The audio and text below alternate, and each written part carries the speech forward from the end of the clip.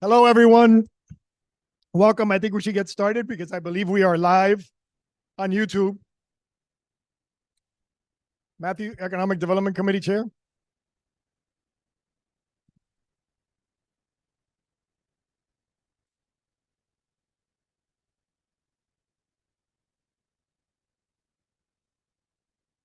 Yeah, my phone.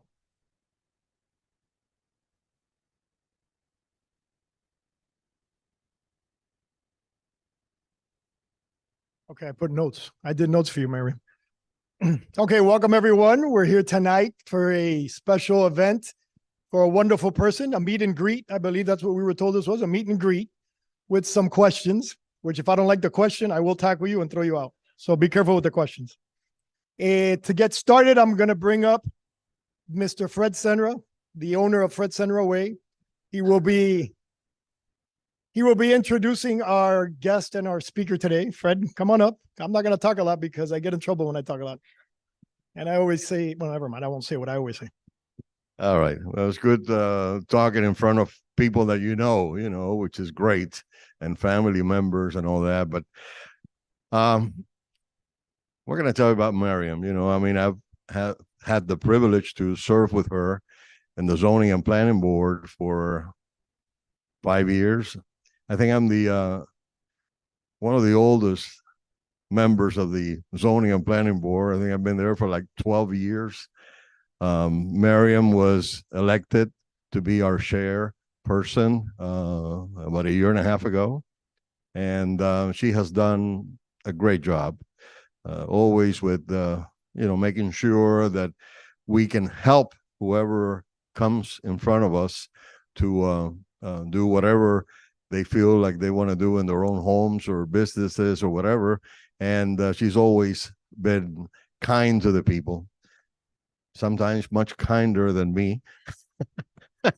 And but I know Mariam. We knew each other on the phone for many, many years. I never knew who she was, never saw her until one day that we bumped in each other here at town hall, and he says, "Hey, I'm the one that you talked to, so many times." And being an attorney, she's the one that handled a lot of our unemployment cases and appeals and all that. And so we work together, and I've known of her professionalism and the type of person that she is. Also because she's very close to my family as well, to Tanya and Louis and Sebastian and Lucas, with their kids. They go to Belen school together, and they hang out together. And, it's like a family that they have. It's a community. And I'm so familiar with that because I, in my younger years, as a family member also, we also had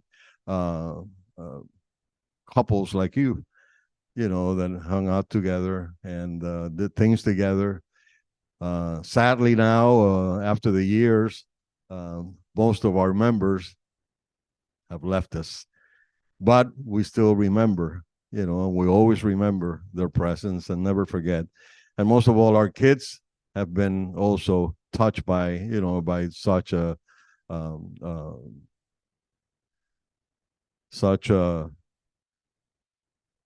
I don't know what word to use that it is appropriate, but such a great thing, because not too many people sometimes like to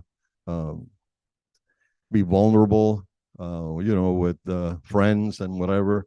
And when you actually do that, you know, it is a great thing, and it carries with you throughout your whole life. So I applaud you for that. So I mention all these things just to let you know the character that Mariam represents, the type of person that she is. I know she's going to do a great job in the council. I don't see any reason why she cannot be sitting there in the next meeting or so. I don't know how the politics of the things works, but she certainly has my endorsement. I strongly recommend her being in that position, and if she elects to continue, after the year or whatever, that's fine. If the husband is in favor of it, the kids, I know how that goes. But whatever the situation may be, I know she's going to do a great job, like she has done in the zoning and planning board. So I'm glad that you're the one. When Manny sent the announcement, first thing I did was shoot an email back, and I said, you chose the right person, perfect person for that position. I strongly endorse her. So thank you for being here. Okay, great. We're going to bring you up in a second. I forgot to mention, we have two councilmen with us here today. I just wanted to thank them for being here and let everybody know. Gentlemen, you want to say a few words? No? Ray and Tony are councilmen, Miami Lakes, and Mariam now, if you want to come up. So everybody knows, in case you don't know, she has to be voted in. So she hasn't been voted in yet. And there are, by the council, but there are, if she doesn't get voted in, there are things that happen. There are costs that it will, I'll let her explain it, or I'll ask you the question if you don't explain it. I'll be one of the people to ask you what it is that happens if they don't vote you in. But go ahead. Ladies and gentlemen, Mariam Matos. Okay. Thank you everyone for being here. My family and so many members of the PNZ. I'm unbelievably touched by your words, Fred. It means a lot, and I have a tremendous amount of respect for you and for your family. So it means a lot for you to say that. So I appreciate you taking your time. I know you have very busy schedules, so for you to be here, I can't thank you enough. To kind of give some additional information about me, I guess this was, Tigo is correct. What's my understanding from reading the charter is when there's a vacancy, there's 90 days to either confirm, right, which would be the mayor's nomination. The mayor nominated me graciously. I was extremely humbled by the news. At that point, there is 90 days to fill the vacancy. So either the town council will have to vote, and I think that's what was intended today, to try to get the vote out and see what the council's opinion was. And ultimately, I don't believe we could make it happen. So we said, why not meet some of the residents? And I was happy to do so. If we can't get a special meeting set, then my understanding is on the 16th, which is the next council meeting, then that issue will be voted upon. If not, at that point, it will go to possibly a special election, which would have to be done within 90 days, which would be February 12th, February 13th. And obviously that comes with a cost. We're in election year. I understand many people may have the thoughts or idea of saying, let it go to the people, let them decide. Completely understand that. Completely understand it. I think that this was year 1 of 4. You have to temper things with a balancing act, with an interest. In this case, from January to November, we're talking 11 months. Possibly by the time you have the nominations and all that, what you're looking at is maybe like a 9-10 month period. It is absolutely up to the council. I respect their opinion. As a resident, I don't understand that cost to be put forth. So my understanding is it could range from $50,000 to $100,000, just depending on, what the day.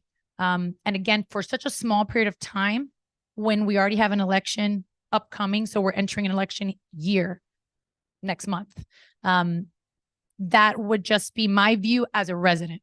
But again, I respect everyone's opinion ultimately, and truly it's already been just so humbling and touching enough to get to this point, to hear so many members and colleagues just say wonderful, humbling things. Lynn and JC and Fred and everyone on the PNZ and just so many residents and family. I was very, very touched by it. So thank you if I haven't already told you. But to talk about my background, I guess a little bit, so you can know a little about me besides that Manny nominated me and my name's Mariam. My parents worked very hard, got us a home in 86. We've lived in Miami Lakes since 1986. My brother, sister, and I moved back here. We're long-term residents. I think I lived away when I went to college. So I did my undergrad at University of Florida. Go Gators. And then, sorry. and then lived a year with my husband. And when we ultimately decided, you know what, let's come back and buy a home here. We bought a home here in 2010 because I thought this was just the most amazing town to raise my children. I'm a daughter to parents here. I'm a sister. I'm an aunt. I'm a parent at Miami Lakes K-8. My daughter goes there. My son no longer goes there, but he did up until this point. My daughter and my son play extracurricular activities here. They play at Shula's. My son played basketball. My daughter dances for Miami Dance City. So we have our life here. This community means so much to me. And when the opportunity was given to say, here's your nomination, I know I'm going to jump the question that I think everyone is asking, or what I have been asked. And I would ask is why? Why do you want to do this? Like, why are you signing up for this? Right? It's technically a volunteer position, right? We're volunteering. Now, I'm a full-time attorney. I have my job. I have not had political aspirations. I'm not a politician. I'm truly a resident that cares about this community. This community has given me everything. It's given me memories of my childhood. This is where I learned to ride a bike, and this is where my kids learned to ride a bike. This town means so much more than just where my home is. I could have had my home elsewhere. My office is in the Gables. My husband is a firefighter in Coconut Grove. We could very easily make our commute easier and live down south, but home is here. There's something unbelievably special about Miami Lakes that if you lived anywhere else, you would know that. You would know that there's something just unbelievably special about it. So when given this opportunity, I said, gosh, yes, something else. Yes, it's not going to be easy, but that doesn't mean it's not worth it in the end. My unbelievably dear friends are here too. My family, my nieces, my nephew, my parents, my brother, my sister. Why wouldn't you try to better for the ones that you love most and the town you love most? And then I thought to myself, oh, and then you think, I have a daughter. Little girls and women should say, just because it's hard doesn't mean you should say no. It's okay. Don't temper your opportunities in life. You get an opportunity and somehow someone saw something in you that merited a little more. You can either walk away from it and let that opportunity pass you by, or you could try to make the most of it. And at the end of the day, I guess my hope is that I would make the most of it and do the best that I can. And at least for me, and I think what many have said about me is and I hope I continue, is have a very common sense approach. And I think I would handle issues with a very common sense, resident focused approach. So that is a little bit of my introduction. I'm sure, I don't know if anyone else has some questions. I'm sure Tico has some other questions, but sorry for being long-winded. No, that was great. She ruined all of my questions because I probably shouldn't have told her what I was going to ask her before because she answered them all already. And she did make one mistake. She mentioned my name twice. Not enough. Should have mentioned more. Thanked Fred 4 times. Never thanked me, just mentioned my name twice. But that said, thank you. Yeah. Does anybody have any questions or comments? Comments are allowed and you're allowed to talk great about her. I prefer that other than bad questions. Anybody, or do I pick you? All right, we got someone in the back. You get to use my mic. Hi, everyone. I'm her proud sister, by the way. I just had a quick question. So if you were appointed, what are some of the policies or some of the issues that you wanted to tackle? Any passion projects you might have? So thank you for that very easy question.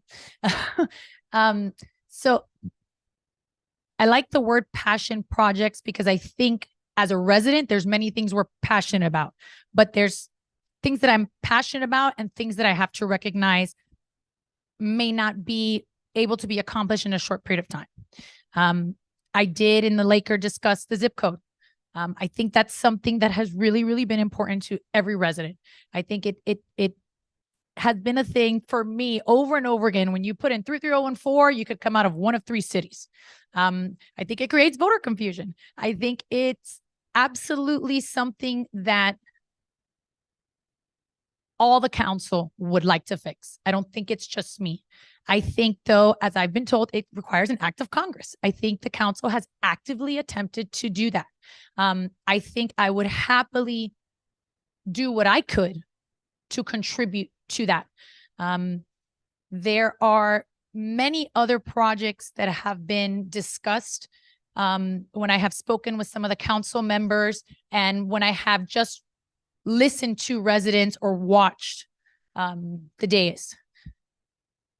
I believe that every time an issue would come about, I think that the best approach is to say, right now I could have an opinion and I think it's A.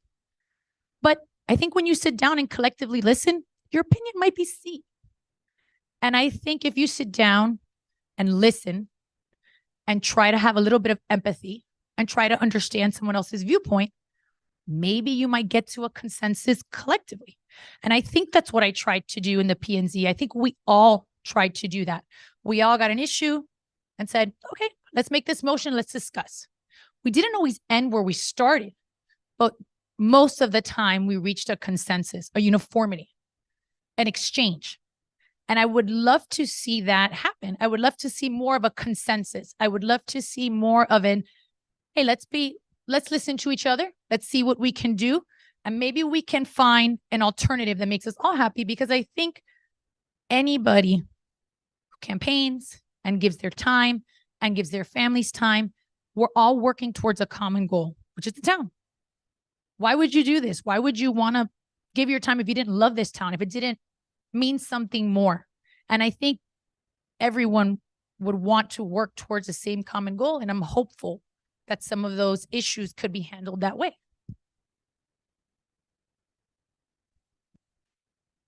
Anybody else?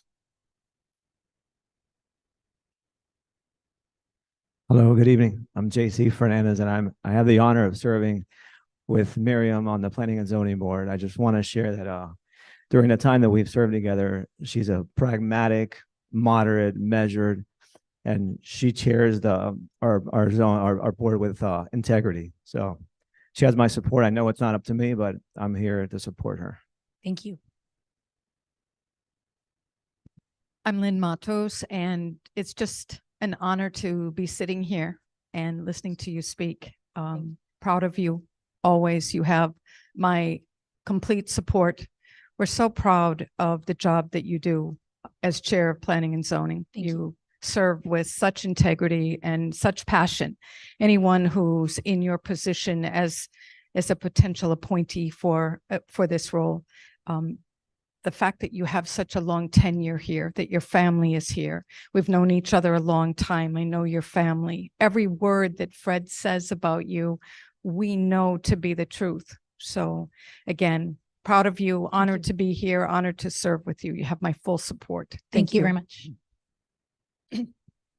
Hi, Stephen Herzberg, I guess, to follow up, can you tell us a little bit about your experience at the Planning and Zoning Board for those who aren't familiar with it, and how it helps you be ready on day one if you get appointed? Sure. So I was appointed in 2018, and it is, the board is also governed by Sunshine. So it's kind of the only other committee that is the closest to how the council is run. We have a clerk, we can't discuss amongst each other. We have annual reporting as well. And we would receive the information, the issues to be discussed, right? 1, 2, 3. And we would have to do, we have the town staff recommendations, you have town attorney, and you get there and you review it, which we all did, prepare for it, and then you went ahead and you discussed the issues. And there were many changes that we made. And on a few occasions, we also had the opportunity, and I believe I did it twice, where I saw an issue in the ordinance. And I said, you know what? We're also allowed to make suggestions to the council to change the ordinance. And I was successful in doing that. And I was successful in seeing, you know what? This issue really doesn't make sense. And I didn't just take the paper and wing it. Even though the entire P&Z board volunteers their time, and it is difficult and it requires analysis, and we scratch out words and we dissect every comma, and everyone just takes it very, very, very seriously. And in the end, we've done a lot of good. And that is one, right, aspect of it. The other aspect is it's quasi-judicial. So you're going to have residents who come before you and request a variance for whatever the reason. So we are then required to hear their evidence, the town's evidence, review what they submitted, and ultimately make a decision to say, yes, we grant that.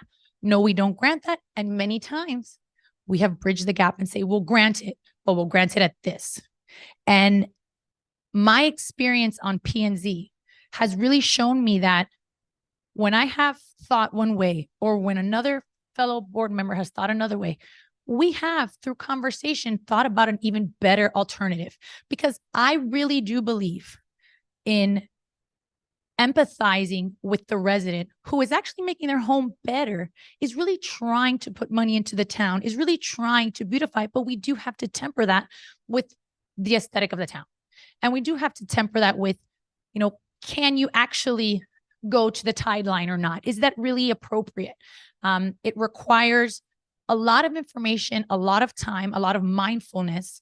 And it has really helped me prepare, look at it. Not, you know, I was nominated chair twice in a row. I believe Ms. Matos and I were the first female dual pair that the P&Z has seen. She's been the vice chair as well.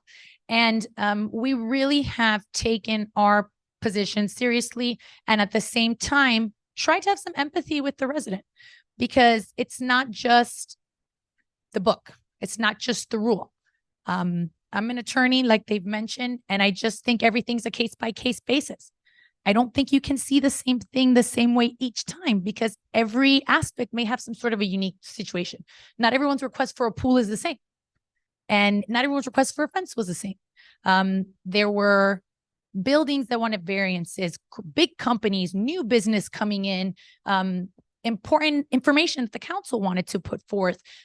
We dealt with signage for human trafficking, which is unbelievably important. And we took all of those different scenarios. They were never the same, which I love, because it challenges you each and every time. And I believe, at least from the time that I've been there, we've done a phenomenal job.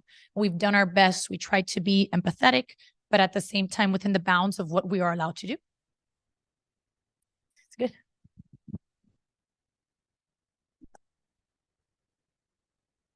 Long one.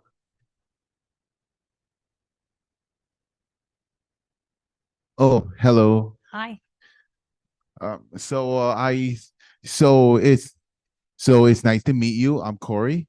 Nice to meet you, Corey. My cousin's name is Corey. It's a nice name. Oh, so everywhere I go on the bike, I see a lot of mess on the street, like Mhm. cups and bottles, and even I almost ran over on the glass. Okay. So I'm just wondering if we can do like a environment, like cleaning up, just like I did in Miami Beach. I've been doing this like few times. Okay.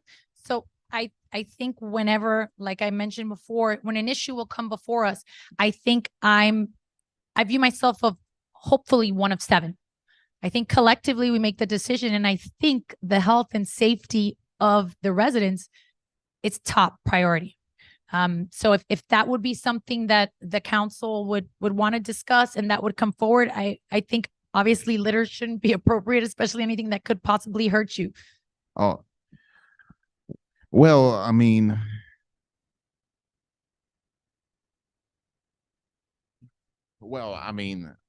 I'm just saying, like, it's for the animal safety, even the manatee Yeah. in the water.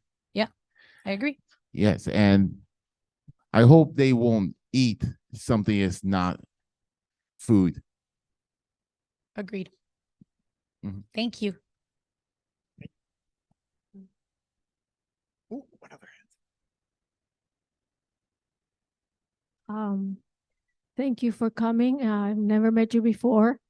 And I wasn't gonna say anything. I was gonna listen first.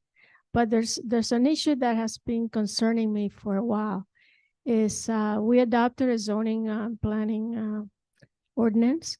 But a lot of HOAs have covenants. Mhm. And how, in your case of being people that want to do variances, which to me is a minor change on the site, but when you have the covenants and the zoning, how do you handle those things? Or are you aware of those covenants? I'm not aware of all of them. Obviously, there's a lot of information I haven't been confirmed that I'm not privy to. My view is I would rather get every information before making a decision. With every HOA and every covenant, though, it's different. So they're not all the same. So it would depend what the covenant says, what the HOA agreement is, and before I can make a They always, in the code, is always the most stringent that counts. Mhm. So if the covenant does not allow something and the person comes to the zoning meeting and they want to change something that goes against the covenant, how do you handle that? So you're talking about if they go to a planning and zoning meeting? Yes, but there's a covenant on their property that does not allow it because when you buy a property, the covenant goes with it. And that's the issue that I'm concerned about. There's a lot of things happening in Miami Lakes. And I see the changes and I said, where's the covenant? Right. Well, I think if there's a covenant, you have to look at the covenant. I think if there's a covenant, you have to look at the covenant. We haven't had that issue that I recall in the PNZ since I have been there that has been brought to our attention. It is. Thank you.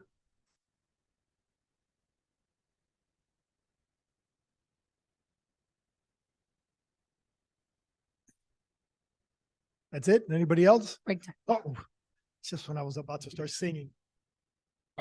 Thank you for coming. Thank you, your family, for being here. Everybody that made it out tonight. Given the hot topics that we have in the town, one of them being the parks, how do you feel about that issue itself? What specific? Optimus Park. So again, like I had mentioned before, I didn't mention this before. So the residents voted on it, right? The residents already voted on it. My view is you have to respect what the residents said. That being said, it does not escape me that still 40% of them actually did vote in favor of that. And truly, if you even go back and read the argument, the article, even the councils who opposed it actually said they would have approved it if it was some difference in there, right? So I don't think anyone is 100% opposed to improvements. I think everyone cares about the park. I think that is the time where I would try to use that common sense approach to listen to everyone and see what not only the residents think, but what makes the most sense once I have all the information in front of me, because I don't believe in anything. You make a decision without having all the information. I think that's the way you make the best information, the most educated information. And at the end of the day, it's not a park for me. It's a park for the residents, right? So I don't think I can inject my own view, but I certainly think that you can review what's going on, realize that everyone wants some improvements, right? What that is, where that happy medium is, what can we actually do? That's the question that requires some work and some insight. Thank you. No more hands. My turn. I wasn't going to ask anything, but I'm going to ask a question now. It just came to me. Oh God, It won't be difficult. I can't wait. But again, Tony Fernandez is here. Ray Garcia, councilman, is here. Our ex-vice mayor is here also. Jeffrey Rodriguez, thanks for being here. Now, this is the group you will be part of. Let's assume you're already part of this group. Let's assume this is your decision now to make. What would be the positives and negatives about yourself? Like, you're making this decision with them. You're on the council. Mhm. And you guys obviously, I imagine you all meet together, make a decision, and then, or you vote on it, correct? Are you allowed, do you guys get together and talk about it? Or is it a separate decision? You're not allowed to get together about, okay, so this is a decision that you're gonna have to make on yourself.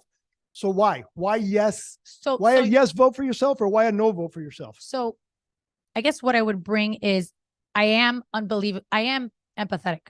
I think I have a very good ability to listen and try to hear your side. Okay. I think everyone deserves, especially everyone who is up there, deserves enough respect to be heard. Just like the residents do. The residents have a right to be heard. They come up here, they should have their time, and you should have the ability to hear them. And then to take that, right? Take the recommendations of staff, take the recommendations of the town attorney, do your own due diligence, right? Because we can't speak before. It's the same way that it was with P&Z, in the same way that we've handled it. You get the information, you could speak with staff, you could speak with town attorney, you can do, I guess, your own independent research. You could see how another town did it. You know, what does their charter look like? What did they say? How did they do in this similar situation? Because a lot of the issues we have aren't unique issues.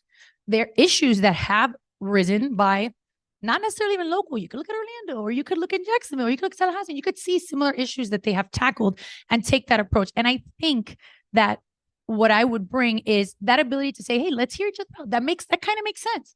A more common sense approach instead of kind of a hard wall. Okay, good. Did that excite anybody? Did anybody? No questions? Anybody else? We're good to go. Okay, so I guess. Thank you, And I've never everybody, done for this. coming. I really appreciate it. Thank you so much. Thank you very much. Thank you. Thank you. Thank you very much.